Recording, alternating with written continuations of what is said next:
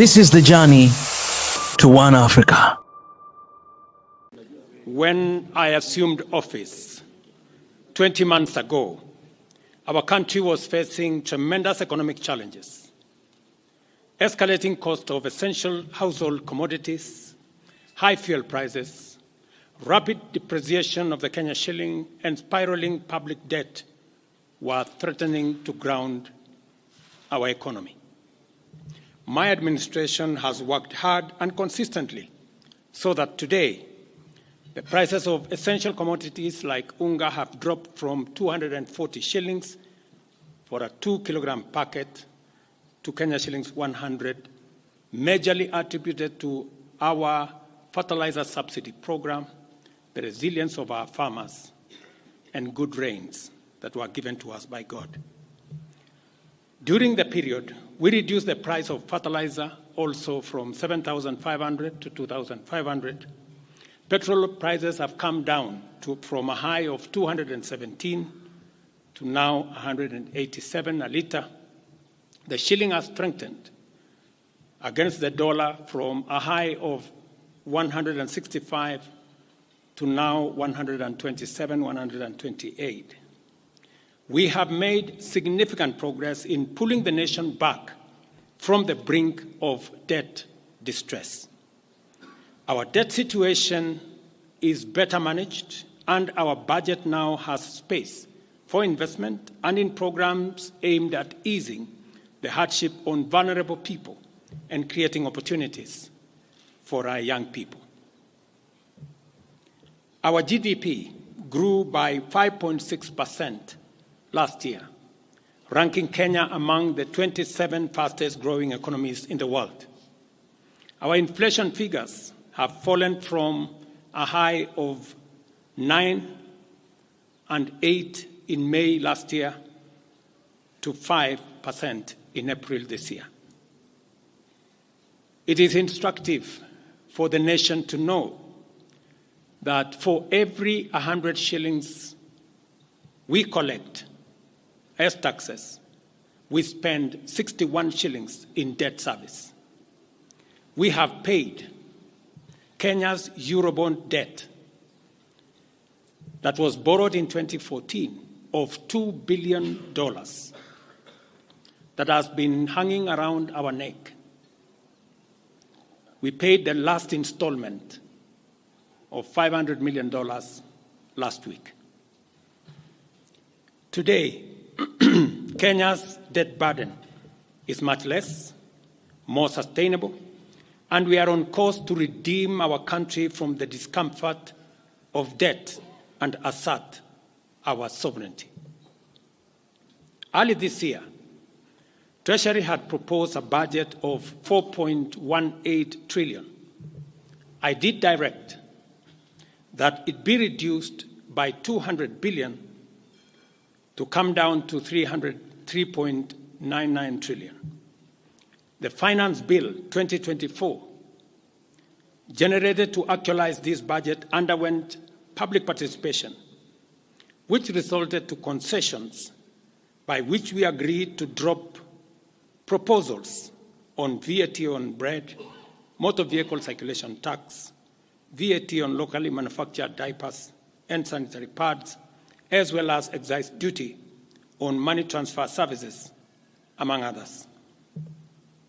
The additional tax measures we had proposed in this year's finance bill were to raise money in the tune of 346 billion. When the concessions were made, subsequent to public participation that was undertaken by Parliament, that came down to 200 billion. I had made this proposal taking into account our situation and the priorities that are there. I want to thank the members of Parliament seated behind me and those who voted yes for identifying the priority areas of our nation. Because when I made the proposals to Parliament with my cabinet, we had certain critical priorities for the nation. Number one is our agriculture. We did make recommendation, and part of the money we were going to raise from the finance bill was 10 billion shillings that will go to fertilizer subsidy, 18 billion shillings that would go to making sure that junior secondary school teachers, 46,000 of them would be confirmed on permanent and pensionable basis. We are very clear in our minds that education, being the greatest equalizer, no child in Kenya should go to a school where there is no teacher or where there are no adequate teachers. It is because of that reason that in this finance bill also, we had committed to hire an extra 20,000 teachers. We also had envisioned, because of the program of last mile connectivity to homes, especially in rural areas, we had committed 14.5 billion shillings, 50 million for every constituency for the last mile connectivity. Because we realize that there are many people who today cannot go to hospital because they cannot afford, because they have no health insurance.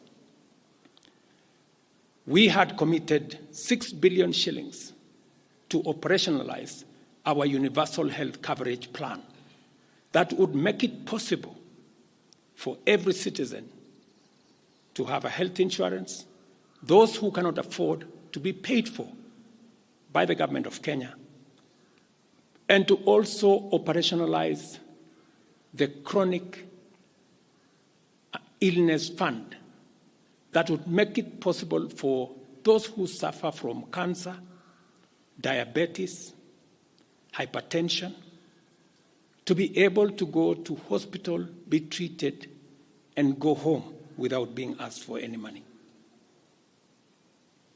We also had planned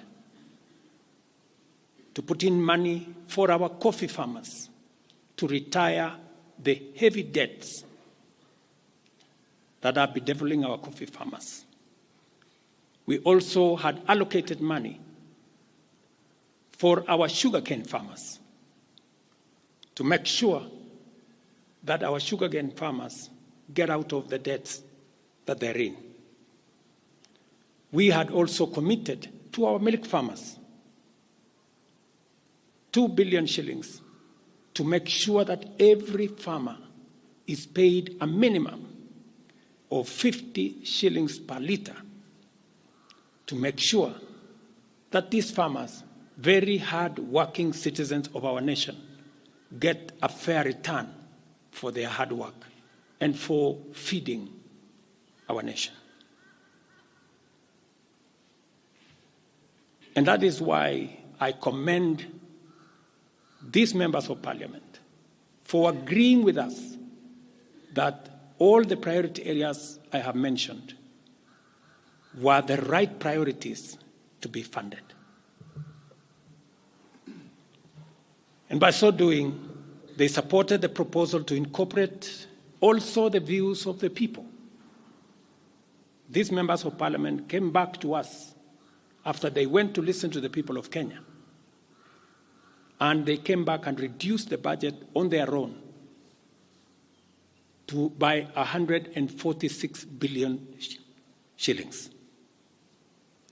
Notwithstanding all these concessions, it has become evident that members of the public still insist on the need for us to make more concessions. And because I run a government, but I also lead people, and the people have spoken, I am grateful to all the members of the National Assembly who voted yesterday affirmatively for the Finance Bill 2024 as amended on the floor of the House to incorporate the views generated through public participation. And following the passage of the bill, the country witnessed widespread expression of dissatisfaction with the bill as passed, regrettably resulting in the loss of life, destruction of property, and disintegration of constitutional institutions. On my own behalf, and on behalf of these members and many other Kenyans, I send my condolences to the families of those who lost their loved ones in this very unfortunate manner. Consequently, having reflected on the continuing conversation around the content of the Finance Bill 2024, and listening keenly to the people of Kenya who have said loudly that they want nothing to do with this Finance Bill 2024, I concede, and therefore I will not sign the 2024 Finance Bill, and it shall subsequently be withdrawn, and I have agreed with these members that that becomes our collective position.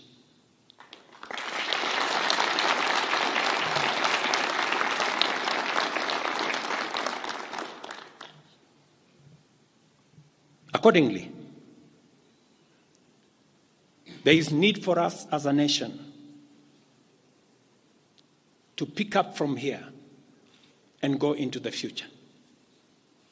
And I am therefore proposing that because we have gotten rid of the Finance Bill 2024, it is necessary for us to have a conversation as a nation going forward. How do we manage the affairs of the country together? How do we manage our debt situation together? How do we work on the budget with the deficits that now exist together? And as I committed last Sunday, I will be proposing an engagement with the young people of our nation, our sons and daughters, for us to listen to them. As I said on Sunday, listen to their views, listen to their proposals, their ideas, their concerns, and what they think we should do better as we go forward. I am also recommending a multi-sectoral, bipartisan, multi-stakeholder engagement from civil society, religious organizations, professional bodies, for us as a nation to speak to the future of our country, again, together. And this will be on matters that are contained in the bill and matters that the people of Kenya have canvassed in the conversation that has been going on. In this regard as well, I am directing for immediate further austerity measures to reduce expenditure, starting with the Office of the President, the entire presidency, and extending to the entire executive arm of government. Operational expenditure in the presidency be reduced to remove allocations for the confidential fort, reduce travel, hospitality, purchase of motor vehicles, renovations, and other expenditures. This will cover the entire presidency and also the executive arm of government. I also propose that equally, Parliament, the judiciary, and county governments, working with the National Treasury, also undertake budget cuts and austerity to ensure that we do live within our means, respecting the very loud message that is coming from the people of Kenya.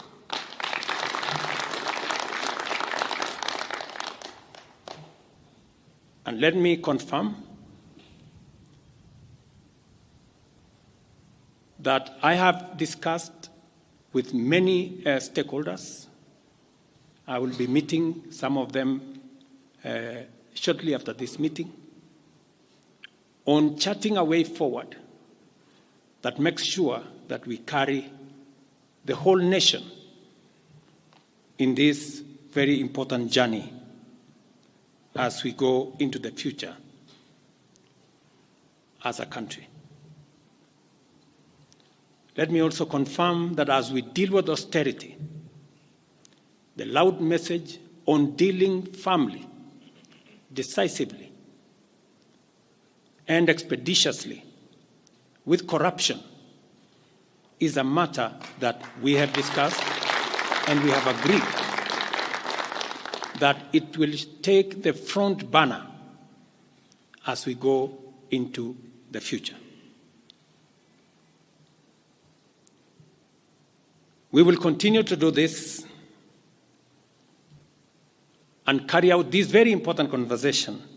And I want to remind us that we should proceed within the foundational principles upon which our nation is founded, namely constitutionalism, adherence to the rule of law, and respect for constitutional institutions.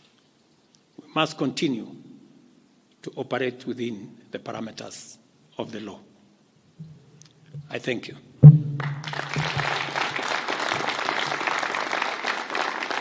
I will take a few questions, 3 questions to be specific. Thank you, Your Excellency. And the first question will start with Elizabeth Mutuku from TV47. Good evening.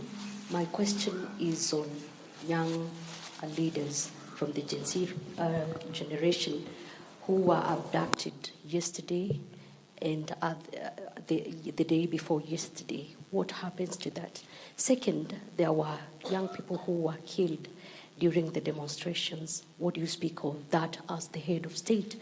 Thirdly, how do we move forward on the budget cuts, especially now that you've said that we're going to have austerity measures, yes, but how then do we secure development? Thank you very much. Please. No, it's okay. So I have said young people, 6 to be exact, 6 people yesterday lost their lives. Very unfortunately, they shouldn't have lost their lives. And I have said it is a very unfortunate situation. I wish that would not have happened. And there is a framework that will make sure that those 6 Kenyans who died yesterday will be accounted for. Number 2, I did promise the country that there will be no extrajudicial killings going forward. And ever since I came into office, there is not one incident of extrajudicial killing. What you said about abduction, are statements that were attributed to some of our civil society groups, but all the people they mentioned have since been found in police custody, and those that were already processed were already released. On the matter of development that you have said, minus the finance bill, it means that some of the development programs amounting to 200 billion shillings, we will have to cut down, to delay them. They will have to wait, some of them, for next year. We will try it again. We will try next year to find some money. Some of them we will have to cancel, because that's the nature of things. And it is because the people of Kenya have spoken loudly that they want a leaner budget for us as a country. Question number 2. We'll take the next question from Busara, K24.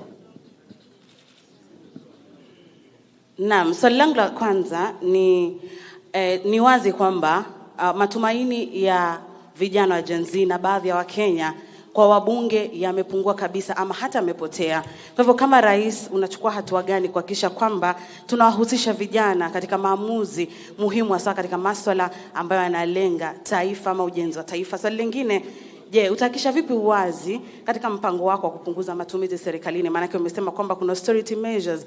Je, kutakuwa na transparency? Na swali la mwisho, ningependa kujua kama pengine kutakuwa na fidia kwa wale ambao walifariki, ama hususan kwa familia kwa wale ambao walifariki hapo jana, na je, serikali itasimamia malipo ya wale ambao hospitalini hivi sasa wanapokea matibabu kutokana na majeraha waliopata hapo jana?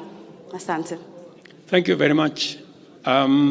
About 214 Kenyans were involved in various skirmishes, and many of them went to hospital. 95 of them were treated and released. Some of them, I think one is still in ICU, and others, I think 14, the minister is here, are still in hospital. But majority of them were treated and released yesterday. As I have told you, on those who lost their lives, there will be a mechanism of how they will be accounted for. On the young people whom you have said, how do we listen to them? Let me say the following. Number one, I did make a very clear, determined program to create opportunities for young people to work. It was in our manifesto. It is in my plan. As I talk to you, 3 of the programs are going on. The housing program today has 160,000 young people working as engineers, as architects, as quantity surveyors, plumbers, masons, carpenters, artisans, transporters, accountants. We have 160,000 young people working, because I did take the decision that if we don't deal with millions of young people out of school, out of college, who have certificates and they don't have jobs, they will soon become a very big challenge for us as a country, as we are witnessing at the moment. All the young people you see, they are looking for opportunity. They are looking for jobs. And that is why our housing program, once it is fully rolled out, we will have a minimum of 500,000 young people working in our housing program. Number 2, I have been very clear on making sure that additional to our housing program is our digital infrastructure, the digital superhighway, the digital hubs, and the whole ecosystem of what we are doing in creating digital jobs. I was in Ruiru with Honorable Kingara, who's right there, not more than a month and a half ago, launching a hub that will hire 4,500 young people under CCI. In this budget, we had added 10 billion shillings to CDF for them to be able to construct ICT hubs in each ward in the Republic of Kenya. That would give opportunities for 200 to 300 young people in every ward to access internet, to be trained, to have a hub, and to monetize their digital skills. We will still find another way of implementing this plan, even if we have to cut back on CDF, if that is what is going to happen. Again, because we believe that young people deserve opportunity. As I talk to you, we've just concluded 3 bilateral agreements, one of them with Germany, on export of labor. Because we have negotiated with many countries who are interested in the high skills of Kenyan labor. And we have an ecosystem, we now have a plan on how we are going to make sure that the young people in Kenya get opportunities to work either in Kenya or outside Kenya. In fact, just last week, I saw on the headlines of one of the dailies, there was a gentleman from my village. He was put on the headline.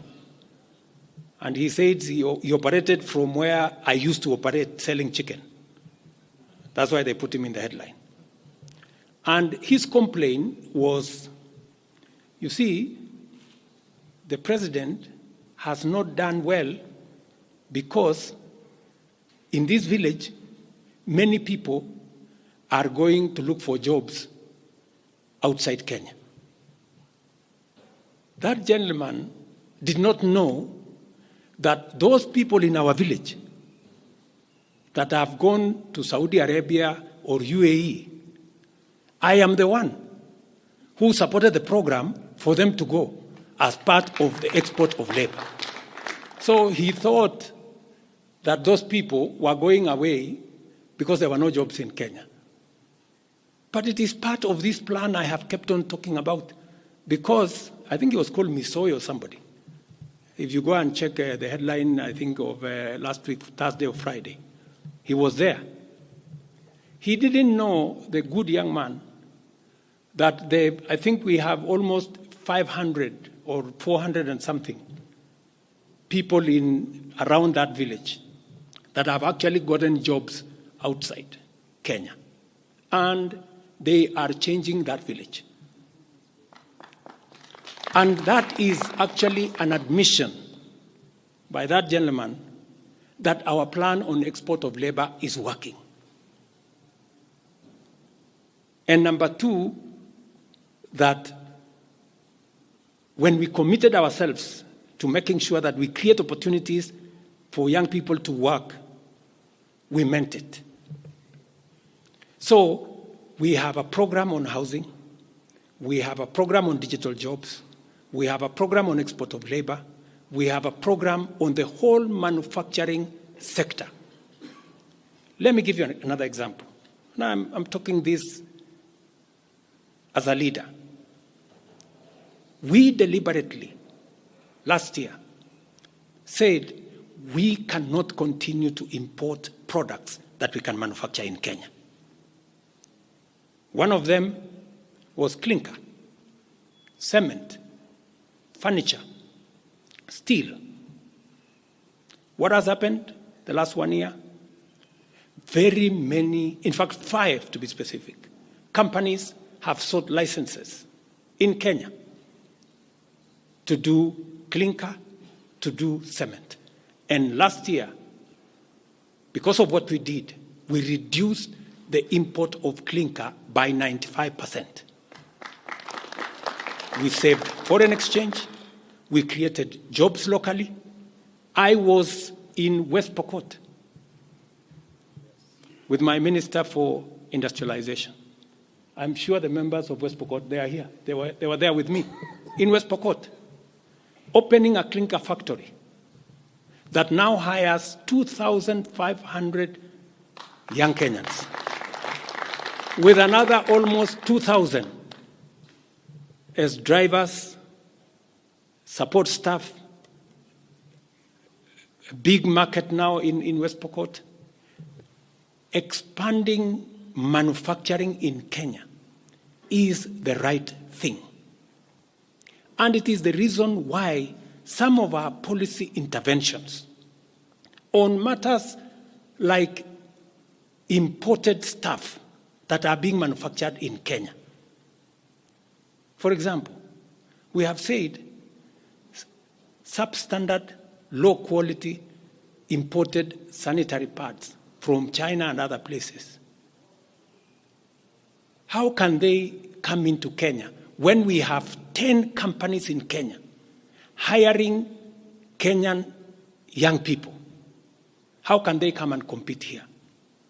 All the products that we are manufacturing locally, we must protect our local industries so that they create jobs locally, so that they create opportunities locally.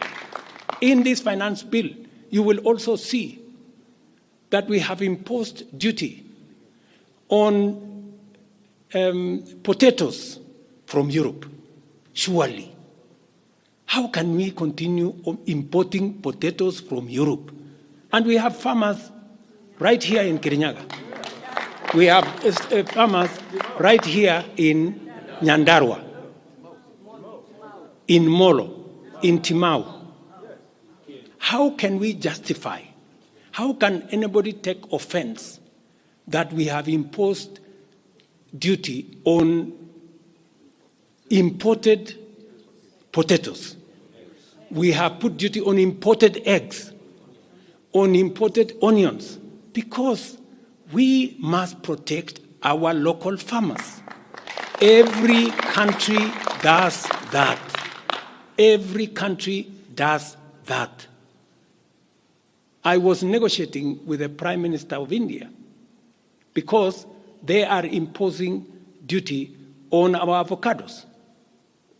I was in Korea negotiating with the government of Korea because they are imposing duty on our tea, on our coffee, and on our macadamia, including our avocados.